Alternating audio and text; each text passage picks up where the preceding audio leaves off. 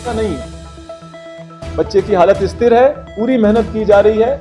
तो मैं आपके माध्यम से ये कहना चाहता हूं कि कृपया इस तरह की भ्रामक सूचनाओं पे आप विश्वास नहीं करें। अस्पताल प्रशासन रेगुलरली उसका हेल्थ बुलेटिन आपको हम बताते रहेंगे और उसमें कुछ भी छुपाने वाली बात भी नहीं है।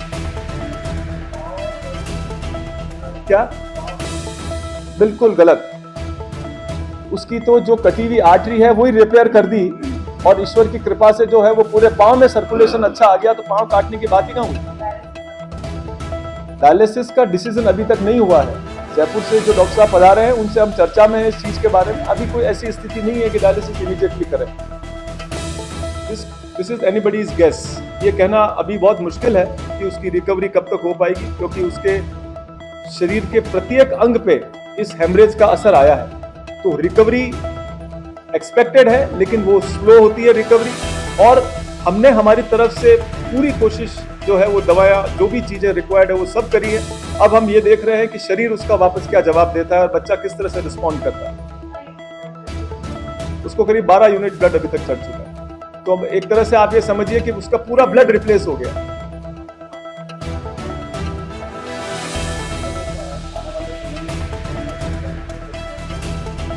देखिए ये भी अभी कुछ भी इस बारे में नहीं कहा जा सकता कि इसके सारे वाइटल फंक्शंस की रिकवरी कितनी हो पाएगी, क्योंकि ये सब समय के गर्भ में होता है। जिस तरह से धीरे धीरे खून का दौरा वापस उन जगहों पे पहुंच रहा है और उनकी रिकवरी हो रही है, ये सब नेचर डिसाइड करती है।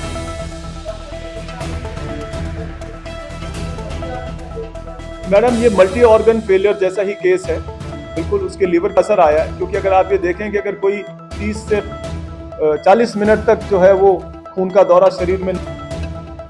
देखिए जो बच्चा 15 वर्ष के बच्चा जो देवराज हमारे पास में भर्ती है, तो जैसा आपको सबको पता है कि उसके जांघ में जो है वो चाकू से चोट लगी थी और उसका हमारे डॉक्टर्स ने कल सफलतापूर्ण ऑपरेशन कर दिया है।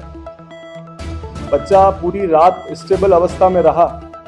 उसका ब्लड प्रेशर, उसकी नाड़ी और उसके सारे फंक्शंस जो दूसरे हैं वो भी काफ़ी स्थिर रहे। तो मैं ये कहना चाहूँगा कि अगर वो स्थिर भी रहते हैं और उसमें कोई अगर गिरावट नहीं है तो भी हम इसको एक पॉजिटिव साइन मानते हैं। तो अभी तक हम आईसीयू से ही आ रहे हैं और बच्चा अभी बिल्कुल स्थिर हालत में है। उसका ब्लड प्रेशर, उसकी सांस वगैरह ये जरूर हम उसको असिस्ट कर रहे हैं। उसके ब्लड प्रेशर के लिए भी उसके लिए दवाएं चल रही हैं, उसके सांस के लिए वो भी वेंटिलेटर पे है, पर वो खुद की भी उसकी सांस है, वो वेंटिलेटर से भी उसको असिस्ट कर रहा है।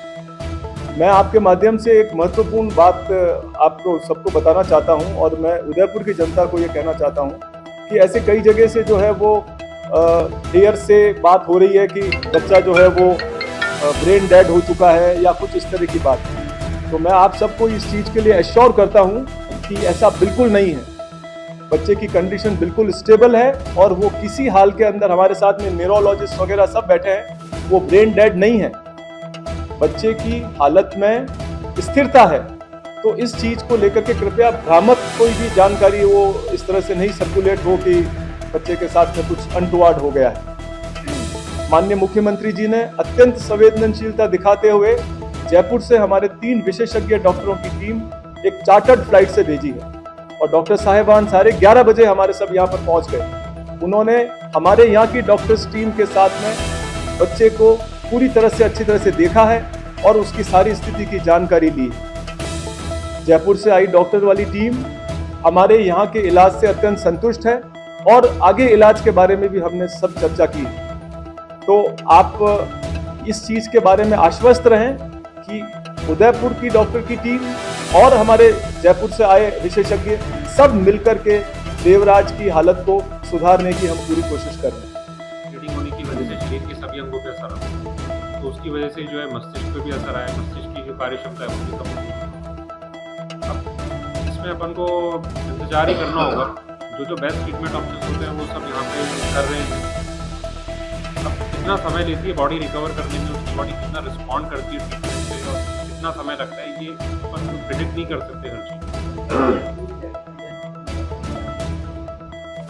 अभी तक इस बारे में ऐसा कुछ डिसाइड नहीं हुआ है, पर ये डिसीजन मरीज के परिजन, शासन प्रशासन, अस्पताल के डॉक्टर्स टीम वो लोग मिलकर ये डिसीजन हम मरीज के रिश्तेदारों के साथ मिलकर के और हमारे प्रशासन को भी इस बारे में सूचित करके ये एक कंबाइंड डिसीजन होगा अगर ऐसा आगे होता है तो।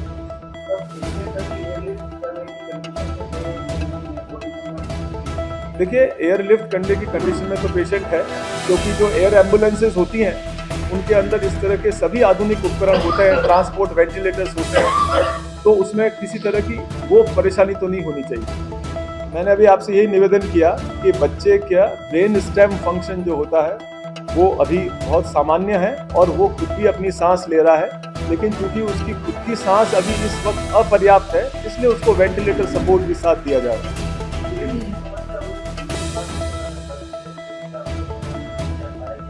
देखिए, यूरिन की समस्या जो है वो अभी भी है।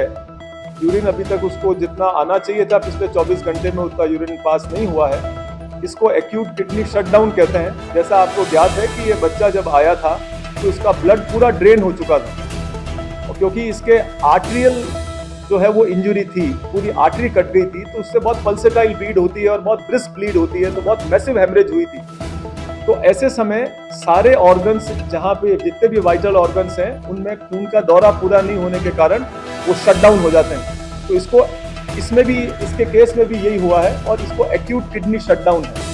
पर उसके लिए भी हम मॉनिटरिंग बराबर कर रहे हैं और अगर जरूरत पड़ेगी तो बच्चे को डायलिसिस पे भी लेंगे। और उसी से जो नेफ्रोलॉजी से आए डॉक्टर गुप्ता साहब से भी इस चीज़ के बारे में चर्चा हुई है, तो उन्होंने भी अपने कुछ सजेशंस दिए हैं जो हम उसके ट्रीटमेंट में अमल लाएंगे। यूज कर सकते हैं। टीम मेंबर्स हमारे सब यही हैं सर, बताइए। Doctor Deepak Jain, neurologist, professor SMS. मैं डॉक्टर राकेश गुप्ता, नेफ्रोलॉजिस्ट। आप नेफ्रोलॉजिस्ट हैं एसएमएस में? मैं doctor Anula Sisodia, cardiothoracic surgeon हूँ। Doctor Anula Sisodia, professor SMS medical college, cardiothoracic department.